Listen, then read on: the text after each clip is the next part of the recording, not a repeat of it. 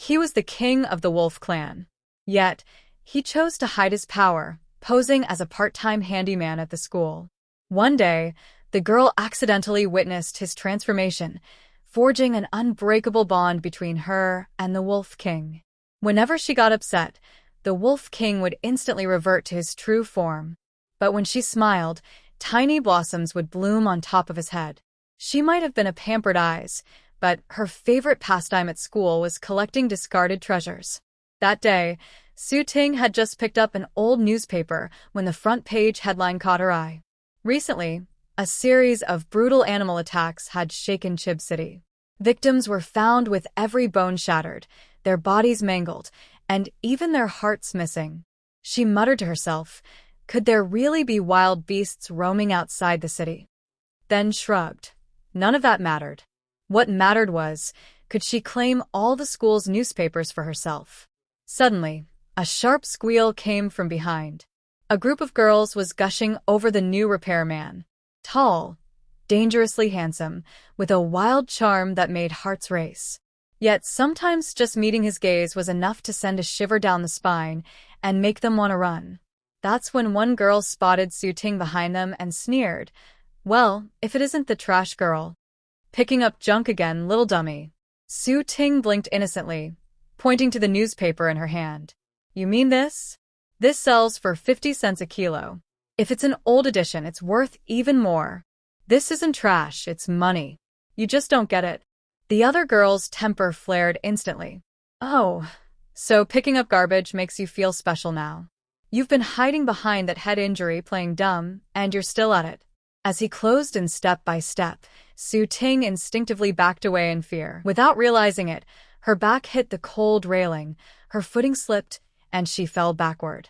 She thought she was done for, but the next second, a strong hand caught the back of her neck, lifting her effortlessly into the air like a kitten.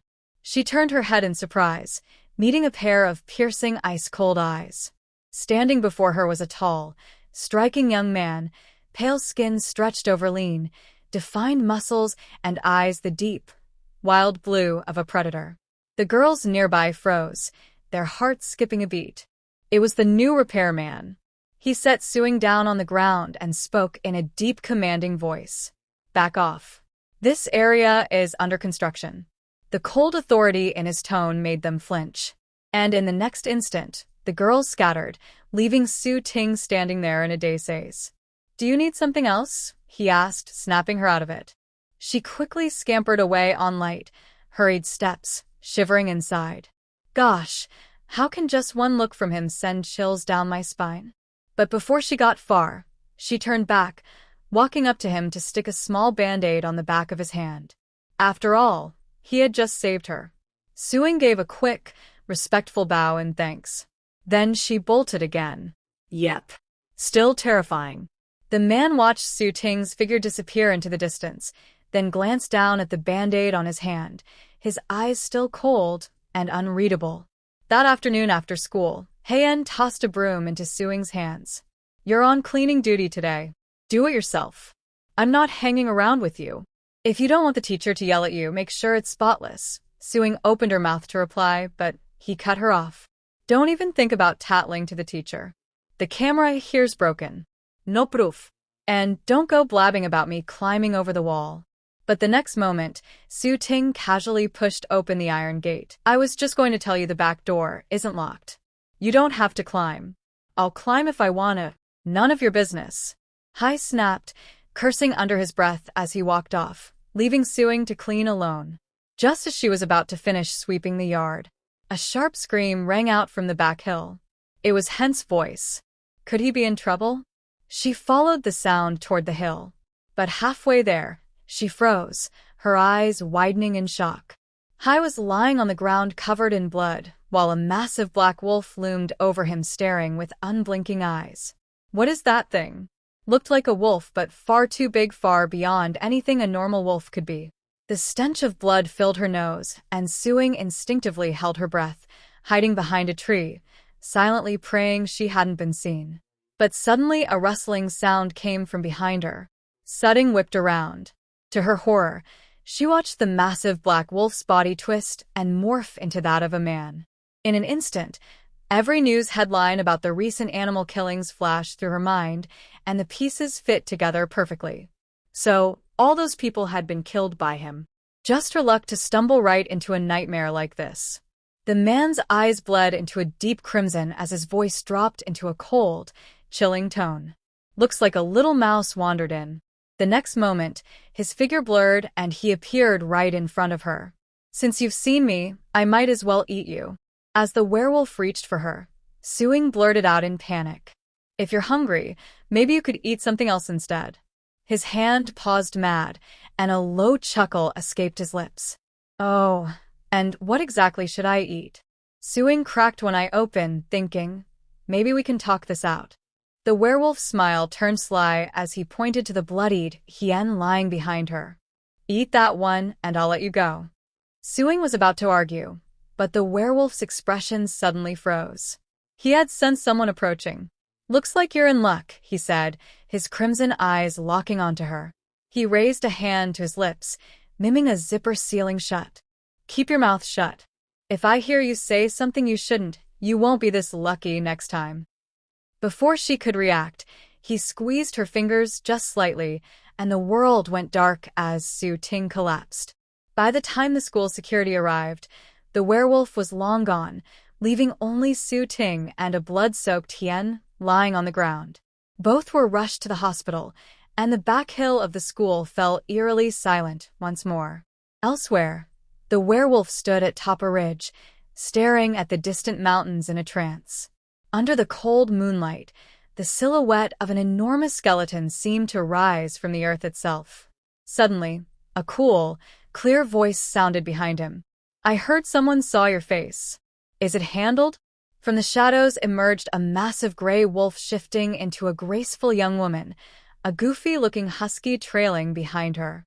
Just a little girl, and she didn't capture anything on their electronic devices, the man replied casually. The husky tilted its head, curious. And you're sure she won't talk? And gave a short, cold laugh. Humans are all the same. When faced with something they can't understand, they start spouting nonsense. Even if she says it out loud, no one around her will believe it. He paused, a mocking smile tugging at his lips. Some might even pray to their so-called god. But the truth is, their god is nothing more than a thief. Seeing this, the older sister said nothing more, her gaze following his toward the massive skeleton in the distance. The husky spoke up lazily. Second brother scaring little kids like, that isn't good. Playing with your food. That's more of a cat thing. Yen shot him a side glance. I only see them as toys. Yeah, but dogs are the ones who play with toys. The words had barely left the husky's mouth before Yen sent him flying 2M with a single kick. The older sister pulled something from her sleeve and handed it to him. A fragment of a heart passed down through their family. Only with it could they locate the gatekeeper, find the one guarding the complete heart, and our kind might still have a chance to survive. Yen took the fragment, his gaze returning to the mountains as he murmured softly, Wather.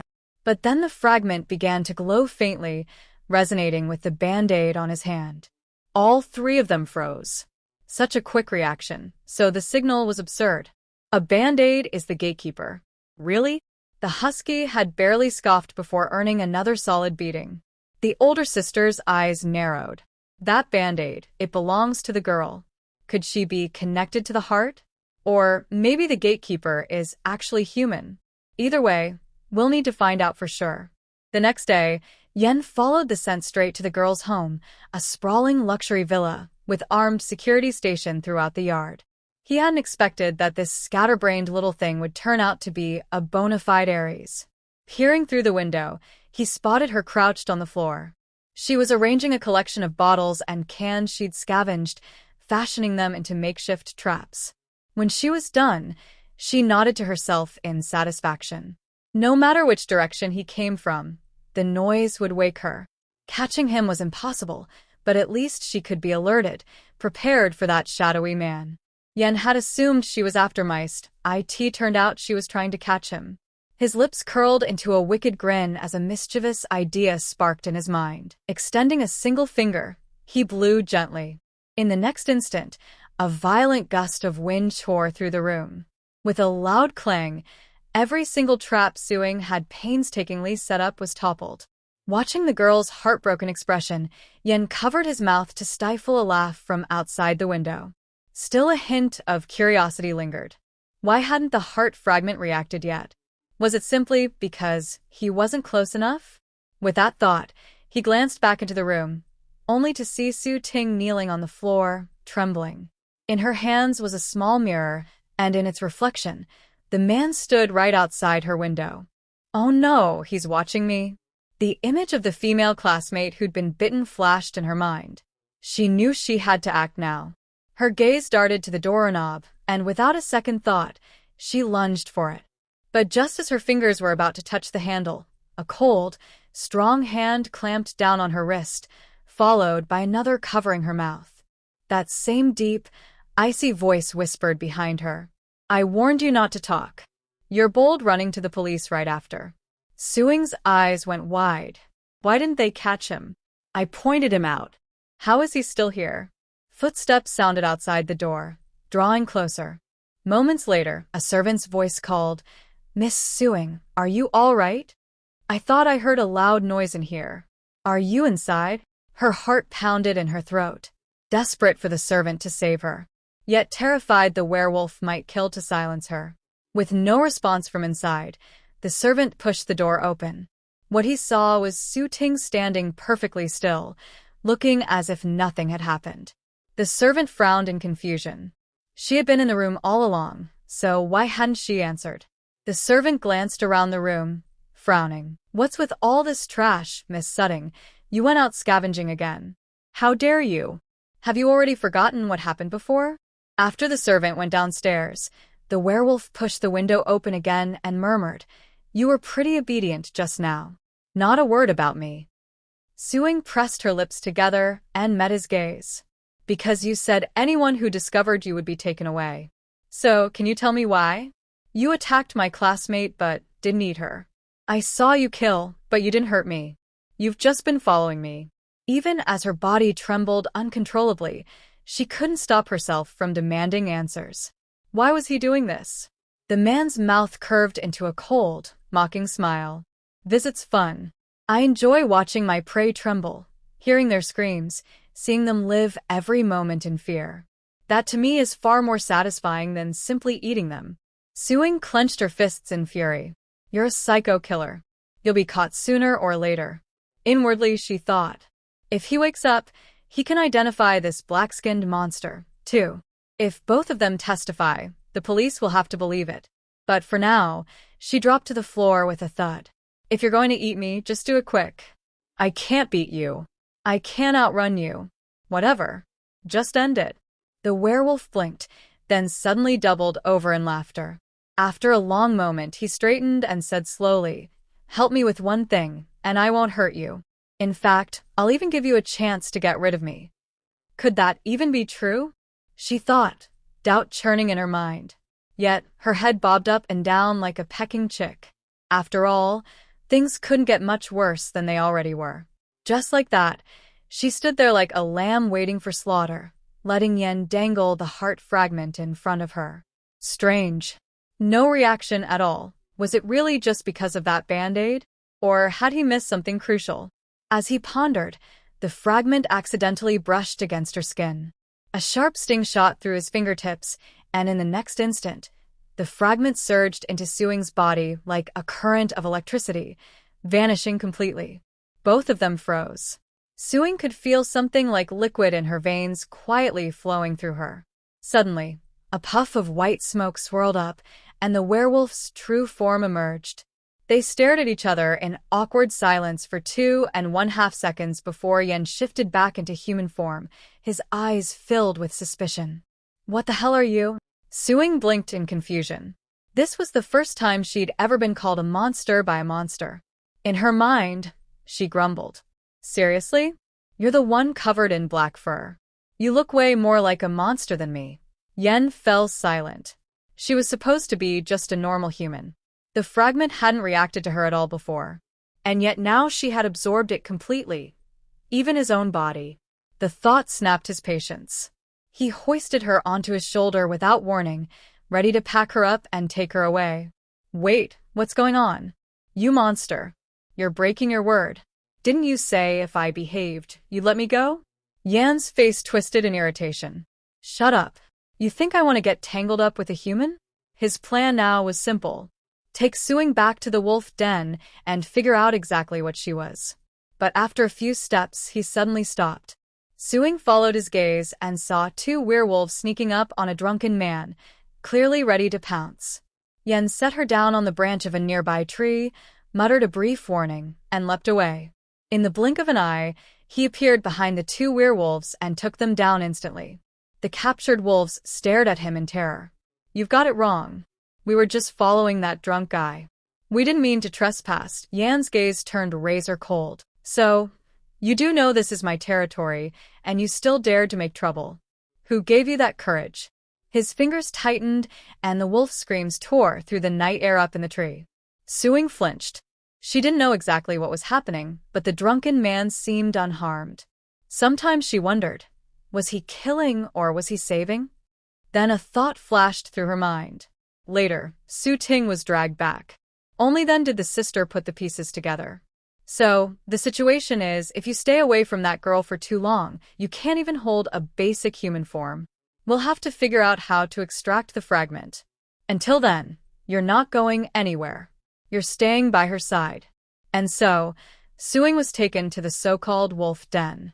She had imagined blue skies, open fields, and endless grass. Instead, she walked into a fully furnished 3-bedroom apartment, complete with a husky trotting over with a pair of slippers in its mouth. Second brother, change your shoes. I just mopped the floor this morning. Change shoes? Really?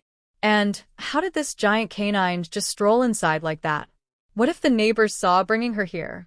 Did he really think she wouldn't try to run off and report them? She snuck a sideways glance at Yen.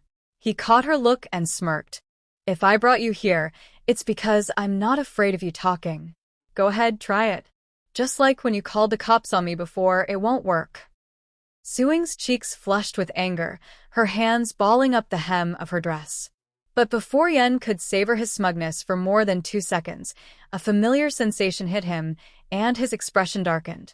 Bang! In the next instant, he was back in wolf form, worse than before, and the poor husky's freshly cleaned floor. Suing remembered what the older sister had said. His ability to stay human seemed to depend heavily on her.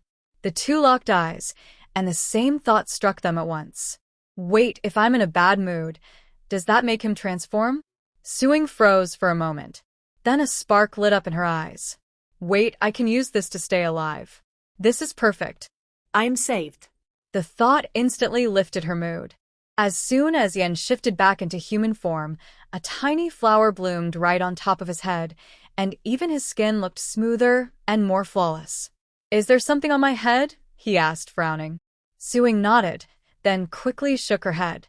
She tried her best to hold back her laughter, but more flowers kept sprouting, making Yan's expression darken with embarrassment. You better keep your emotions steady. What's so funny about this? How can I not laugh at this? Sutting shot back, watching the odd human girl. She decided to use her ability to peer into Suing's future. But halfway through the spell, a sharp sting shot through her fingertips. When she looked up again, her eyes were filled with shock and confusion.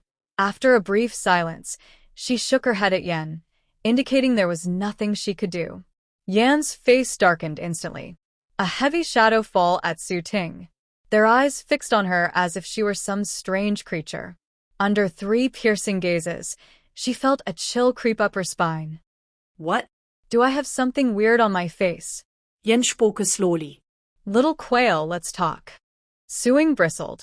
Little quail, what's that supposed to mean? You're the little quail. Your whole family's quails.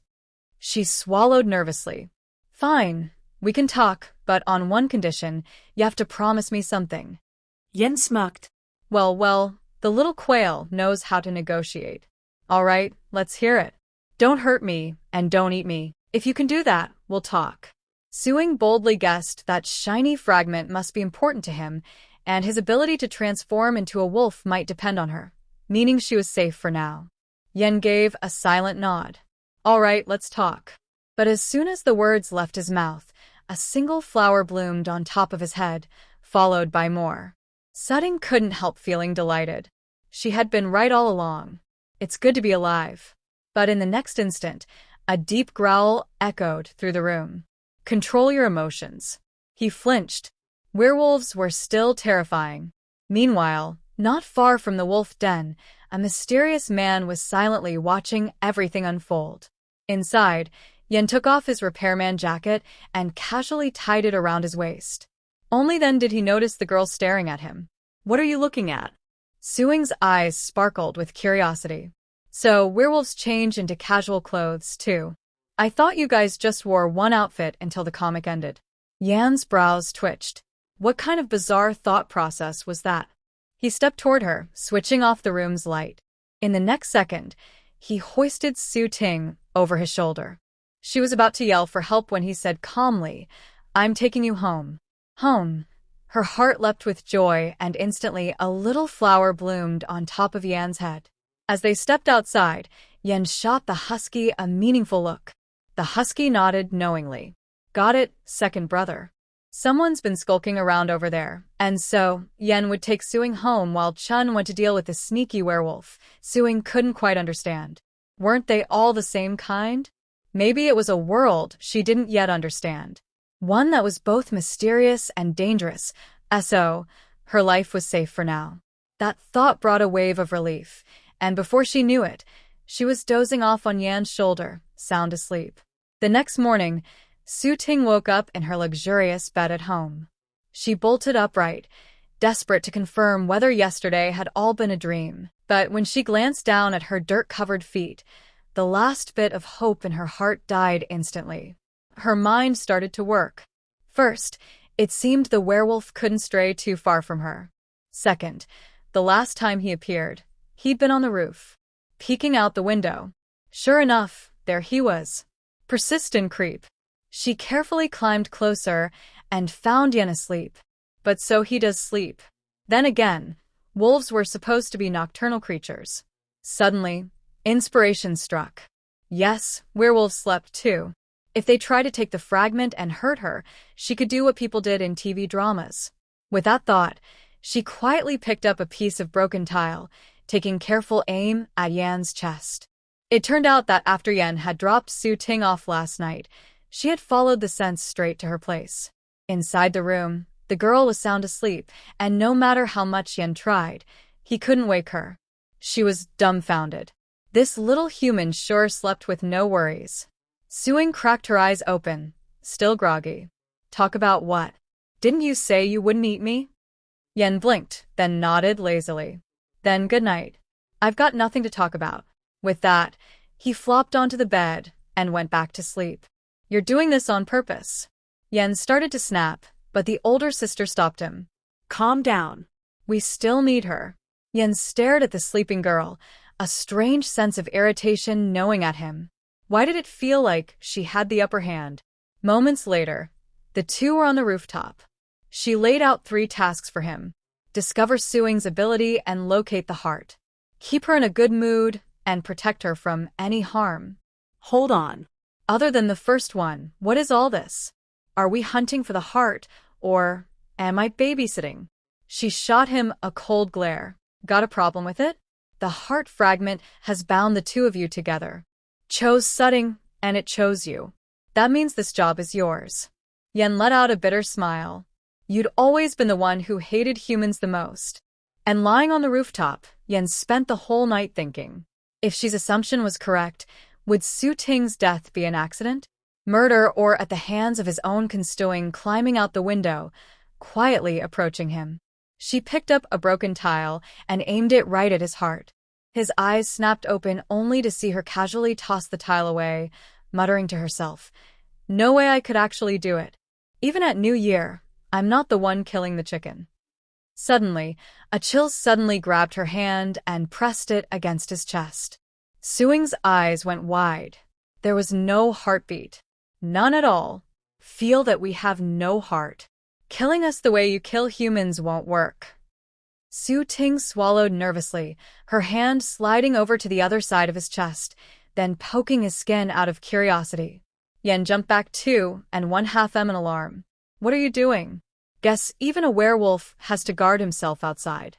Suing blinked her big, curious eyes. If you don't have a heart to pump blood, how do you even have skin color? Shouldn't you be like pale white? Wait, did you put on foundation before coming out? Yen was stunned by her bizarre train of thought. Is that really what you're worried about? Suing just shrugged. She'd already seen a living man turn into a giant dog, so no heartbeat wasn't exactly shocking. I'm not a dog. Yen snapped. Then are you a ghost? Why are you haunting me? Y looked awkward. Not a ghost either. I'm here because I need you to help us find something. Suing frowned. Wow. Asking for help while constantly scaring me. That's low. She had no interest in learning about the werewolf world. It sounded dangerous, and she had her own matters to deal with. So, she asked timidly, what if I say no? Yan's lips curled into a cold smile. You can TT run. The fragment chose you. Letting you make a wish is just to make things easier for both of us. Otherwise, I could just kidnap you again. It would just take a bit more effort. You've got 3 seconds. Make a wish or get tied up. Pick one. Wait. What happened to the rule of law? Fine. I'll make a wish. Okay. Looking at Yan's smug expression, Su Ting consoled herself. She'd just pretend he was some kind of wish-ranting turtle in a pond. All right then. I want 1 billion. Yen was speechless. Knew it. This little quail's brain was never on anything normal. Materialistic at such a young age. Pick another. Suing didn't say a word, but her expression screamed. You don't have that kind of money, do you? Yen arched a brow. This little girl was skilled enough to write insults right on her face. As he began his countdown, Suing blurted out in panic. Family. I want a home and a family. This time, it was Yan's turn to freeze. He glanced around at the luxurious villa surrounding them. Isn't this your home? Yes, she admitted softly. Your parents treat you badly then. No, they treat me very well. Then why make that your wish? Suing hesitated, embarrassed. I just want them to be like friends, to actually listen to me, encourage me, and be there when I need them. Yan's reply was cold and cutting. So, no one's ever done that for you. Your social life must be awful. Still, despite his words, he agreed. Fine, I'll be the one to give you that. Suing's heart skipped. Yes, that was her wish. But she definitely hadn't imagined Yen as the one to fulfill it. Forget it. Better to play along for now and escape when the chance comes. All right then. Let's see what your ability is, Yen said casually. Suing froze. So, the heart fragment could actually grant special powers. For example, Yen could control the flow of air at will. She could read people's thoughts. So, what kind of ability would she get from absorbing a fragment? He paused, thinking hard. Could it be like those superpowers in movies? Maybe fire breathing, water blasting, super strength. If she got something like that, she might actually shake Yen off for good. The thought made her grin. So much, so that the next second, a tiny flower popped up right above Yan's head. Clearly, she was already excited. Don't get your hopes up, Yen said cool. Even with an ability, you still wouldn't beat me. Suing's confidence faltered. Why not? You shouldn't underestimate people, you know. Because I'd be the one teaching you, Yen replied with a smirk. And if I teach you everything, what if you hurt me? I'm a very timid guy, you see. Oh, right. What were you planning to do with that tile just now? Suing's eyes widened. What is this guy? She could have sworn he hadn't even opened his eyes the whole time. Just then, a servant's voice called from downstairs. Miss Su Ting, are you awake? Crap. If they see me on a roof, I'm dead. She was about to hurry back inside when her foot slipped, nearly sending her tumbling off the edge. Luckily, Yen grabbed her by the collar just in time and tossed her straight back into the room. He was about to make a cool exit when something caught around his foot. Looking down, yep, it was Su Ting. With one hard pull, he yanked her right out through the window again. Seriously, this silly quail can't go 2 seconds without dancing on the edge of danger. The girl spoke softly. My name's Su Ting. I never asked. What's yours? Yen stared at her. You risked your neck just to ask me that. He shoved her back inside with one hand. It's Yen. Sutting looked up at him dead serious. So, Yen, what are you exactly? A demon, a monster, or Godzilla? Before he could answer, there was a rapid knock at the door. Miss Suing, are you still in bed? You'll be late for school. Coming. Coming. Suing was about to open the door when the werewolf behind her suddenly called out. I remember you've got a field trip today, he said with a meaningful look. As for what we really are, you'll find out once you get there. Back at school, Suing sat down only to find her desk stuffed with notes. Psycho. Liar. Don't come to school if you're crazy. Each slip was an eyesore packed with insults and slurs. She stared for a long moment, then sighed. Well, recycling pays 3 Malo. So, she was curious. She'd been the first one in class.